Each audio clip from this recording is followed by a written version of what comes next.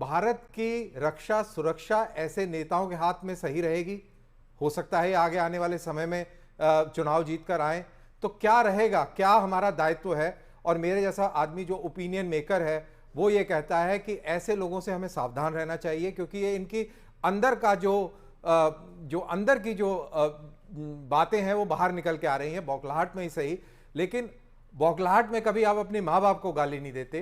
तो ये लोग वो उस तरीके की काम कर रहे हैं, तो दैट मीन्स कहीं ना कहीं इनके अंदर जो भरा हुआ है वो चिदंबरम की स्टेटमेंट बहुत बैड टेस्ट में, बहुत बैड टेस्ट में है और देश हित में नहीं। और सबसे इंपॉर्टेंट चीज है अमीश कि ये लोग जब सरकार में आएंगे, अगर आएंगे, अमित शाह ने तो बोला 20 साल तक कोई चांस नहीं। मैं कह रहा हूं कि भाई डेमोक्रेसी है, यू नेवर नो, ऑब्वियसली, लेकिन बात सोच की है। मैं बात यहां पर सोच की कर रहा हूं कि ये वाले सोच के आपको लोग, सोच क्या लगती है, कांग्रेस की सोच क्या लगती है? देखिए, जो ये वही लोग हैं, जब इन्होंने हिंदू टेररिज्म और इन्होंने वो किताबें निकाली थी कि मुंबई के अंदर जो हमला हुआ उसके अंदर आरएसएस का रोल था।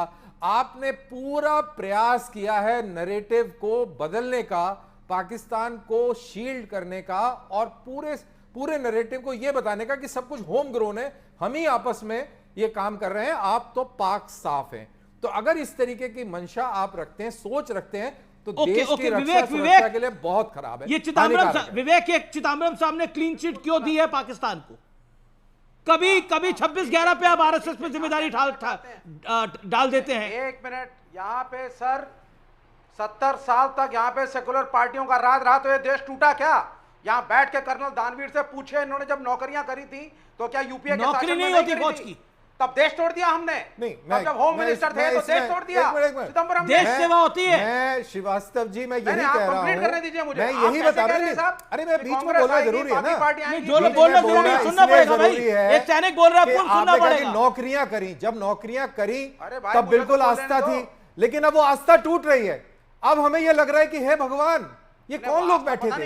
ये तो गद्दार लोग थे और ये इस तरीके की बातें कर रहे हैं। इनको शर्म नहीं आ रही, इनको एक बार भी शर्म नहीं आ रही कि ये शीशे को कैसे देखेंगे, अपने चेहरे को कैसे पहचानेंगे कि इस देश के अंदर ये सीक्रेट फाइल्स की जिम्मेदारी रखते थे, ये देश के होम मिनिस्टर थे, ये फाइनेंस मिनिस्टर थे, और आज उस दुश्मन मुल्क को क्लीन चिट दे रहे हैं। विवेक श्रीवास्तव जी, कितने दुख और शर्म की बात है। और आप बताइए, नहीं दी है, आप सेना की नौकरी होती है, आप बताइए, आप लेफ्टिस्ट हैं, आप वो लोग हैं जिन्होंने देश के सैनिकों के खून देने के लिए आपने विरोध किया था।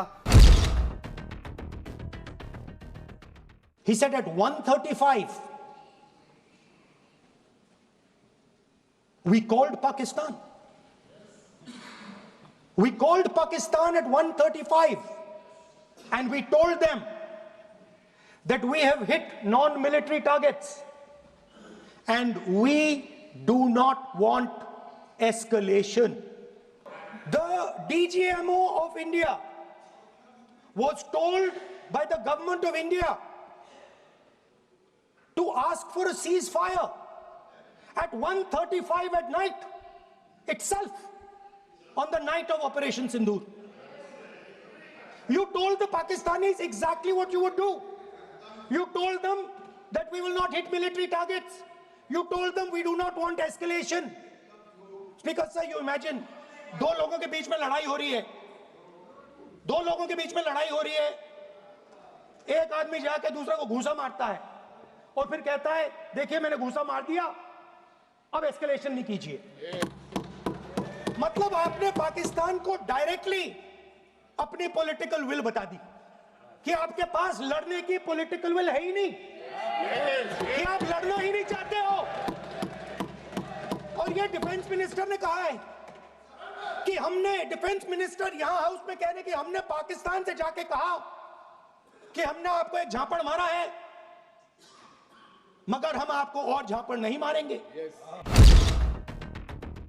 He also said that he told the Pakistanis that we are not going to hit any of your military infrastructure. Now this is a very interesting fact, because, and I want you to listen carefully to this, I said freedom of maneuver, meaning freedom to the Air Force. Now listen to this quote very carefully. Captain Shiv Kumar, Defense Attaché Indonesia, he says, I may not agree with him that India lost so many aircraft, but I do agree that we did lose some aircraft. And that happened only because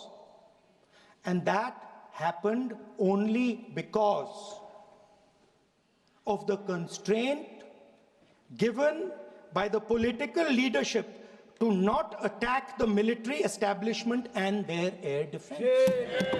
Meaning you went into Pakistan, you attacked Pakistan, and you told our pilots, do not attack their air defense system.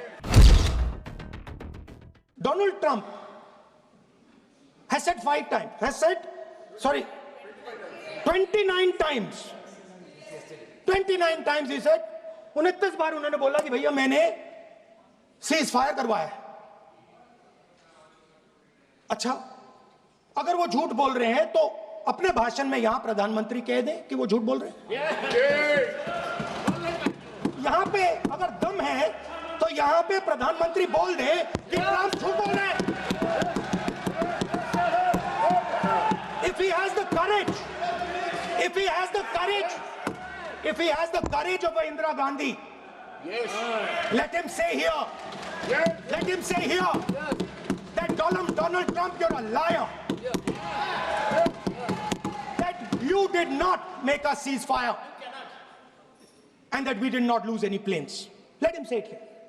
If he has the courage. 50% भी है इंदिरा गांधी का, तो यहां बोल दें। सारे के सारे देशों ने टेररिज्म को कंडेम किया है। Absolutely 100% correct. मगर उन्होंने यह नहीं बताया कि पहलगाम के बाद एक भी देश ने पाकिस्तान को नहीं कंडेम किया है। Not a single country has condemned Pakistan. Everybody has condemned terrorism. What does it mean? That the world is equating us with Pakistan. Earlier, when the UPA government was there, it was very clear Pakistan is promoting terrorism. And they used to condemn Pakistan for promoting terrorism. Now, not a single country has condemned. New normal is the chief architect of Pahalgam is having lunch with the President of the United States. New normal. Now there's another new normal. Fantastic idea. I don't know whose it was. At the end of the operation, by the way, the operation is still going on. They have declared victory, but it's still going on. Right? At the end of the exercise, they say, the government of India says, any act of terror is an act of war. Now, do you understand what this statement is saying? What this statement is saying is that any terrorist now who wants to make India fight a war has just got to do one attack in India.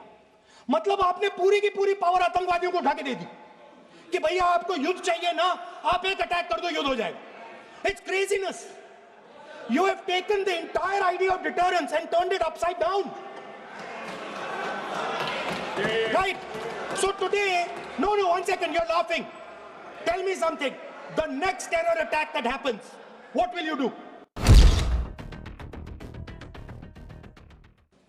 Operation Mahadev में सुलेमान उर्फे फैजल जट, अफगान और जिब्रान 3 आतंकवादी सेना, CRPF और Jammu Kashmir police के संयुक्त अभियान में operation Mahadev में मारे गए। और माननीय अध्यक्ष जी, ये जो सुलेमान है, ए श्रेणी का लश्कर तोयबा का कमांडर था। पहलगाम हमले में और गगनगिर आतंकी हमले में वो लिप्त था। इसके ढेर सारे सबूत हमारी एजेंसियों के पास है। अफगान ए श्रेणी का लश्कर तैयबा का आतंकवादी था और जिब्रान भी ए ग्रेड आतंकवादी था। और माननीय अध्यक्ष जी, मैं सदन को और सदन के माध्यम से पूरे देश को बताना चाहता हूं, जिन्होंने बैसरण घाटी में हमारे प्रवासियों को, नागरिकों को मारा था, ये तीनों आतंकवादी ये थे और तीनों मारे गए।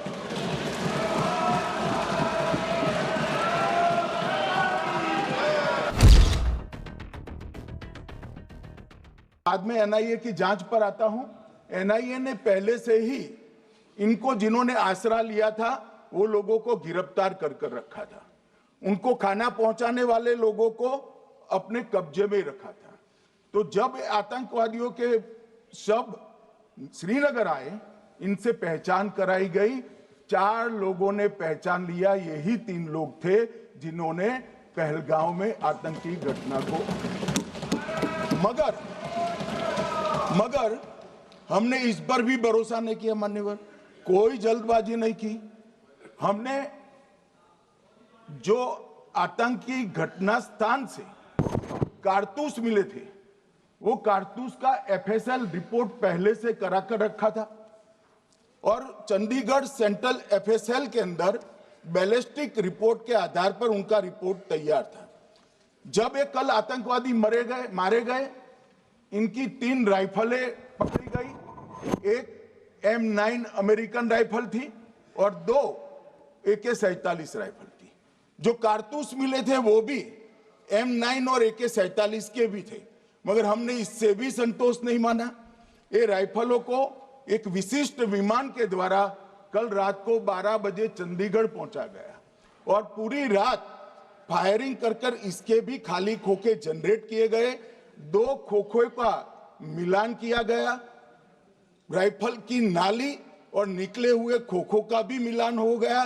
तब ये तय हो गया कि इन्हीं 3 राइफलों से हमारे निर्दोष नागरिक मारे गए। और मान्यवर, आज मैं सदन को बताते हुए बहुत खुश हूं। मोदी जी ने ऑपरेशन सिंदूर कर आतंकवादियों को, जिन्होंने आतंकवादियों को भेजा था, उनके आकाओं को जमीन में मिलाने का काम किया था। सेना और सीआरपीएफ ने वो आतंकवादियों को भी समाप्त कर दिया। और